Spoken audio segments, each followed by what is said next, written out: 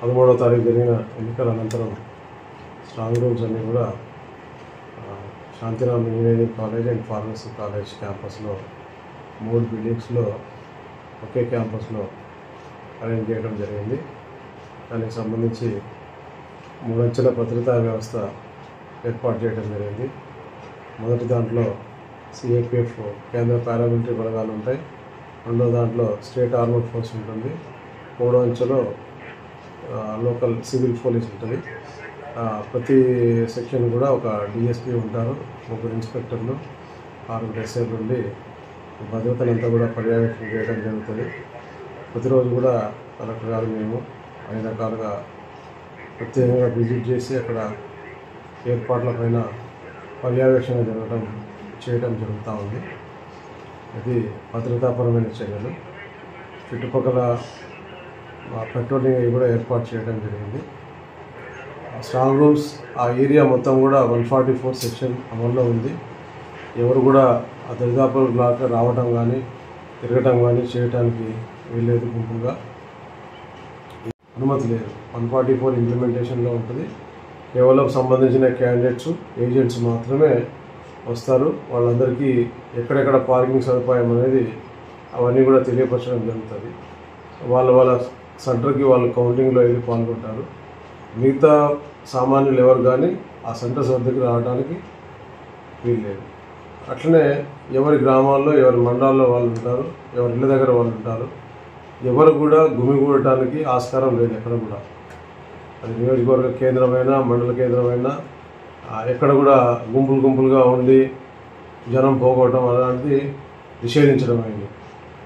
చట్ట ప్రకారంగా అది కాదని ఎవరైనా ఇది చేస్తే మాత్రం కఠినమైన చర్యలు తీసుకోవడం జరుగుతుంది. ఈ విషయమై ఎక్కడికక్కడ మీటింగ్లు ఏర్పాటు చేయడం జరుగుతుంది. ప్రజలకు అవేర్నెస్ కలుగజేయడం జరుగుతుంది. ప్రత్యేకంగా ఈ సమస్యాత్మక గ్రామాలన్నింటిలో కూడా పారామిలిటరీ ఫోర్స్ వచ్చింది. బిఎస్ఎఫ్ ఆల్రెడీ ఇప్పుడు నైట్ వస్తుంది.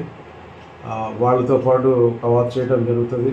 లోకల్ పోలీసు, స్పెషల్ పార్టీ వీళ్ళందరూ కూడా ఈ సమస్యాత్మక గ్రామాల్లో తిరిగి ఇన్స్పెక్టర్లు, డిఎస్పీ అండ్ ఎస్ఐస్ సిబ్బంది అంతా కూడా ఎక్కడికక్కడ పెట్రోలింగ్ చేయటము, తర్వాత కొన్ని గ్రామాల్లో ఆర్డనెన్స్ సెర్చ్ చేయటము, ఈ ఏర్పాట్లన్నీ చేయటం జరిగింది. ఆల్రెడీ స్టార్ట్ కూడా చేశాము.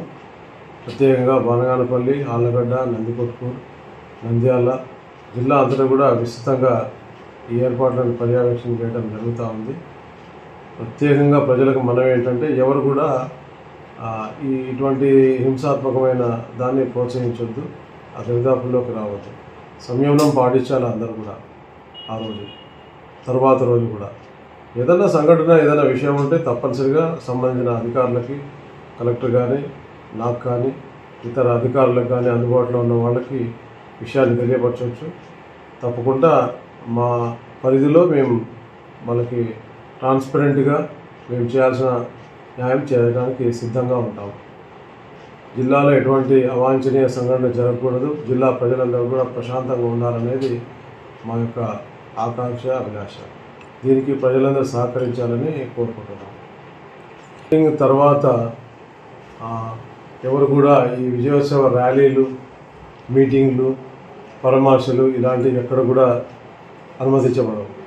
ఇవందరూ కూడా మనసులో పెట్టుకోవాలి, దానికి సహకరించాలి. కార్యక్రమం అయిపోయిన తర్వాత ఎవరి ఇళ్ళకు వాళ్ళు వెళ్ళిపోవటమే, ప్రశాంతంగా గడపటం ప్రధానమైన ఇది ఒకటి. తర్వాత ఎక్కడ కూడా కోడ్ ఉంది కాబట్టిగా క్రాకర్స్, బాణసంచా ఎక్కడ కూడా కాల్చడానికి వీల్లేదు, వాడడానికి వీల్లేదు. అట్లనే ఈ పెట్రోల్ బంక్స్లో లూజ్గా పెట్రోల్ బాటిల్స్లో కొట్టడం అవన్నీ కూడా నిషేధించడం జరిగింది. కలెక్టర్ గారు ఉత్తర్వులు జారీ చేశారు. అది పక్కాగా అన్ని బంకులు కూడా ఇంప్లిమెంట్ చేయాలి. ఎవరైనా లూజ్గా ఎక్కడైనా క్యారీ చేసినా కానీ వాళ్ళని చట్ట పరిధిలో అదుపులోకి తీసుకోవడం జరుగుతుంది.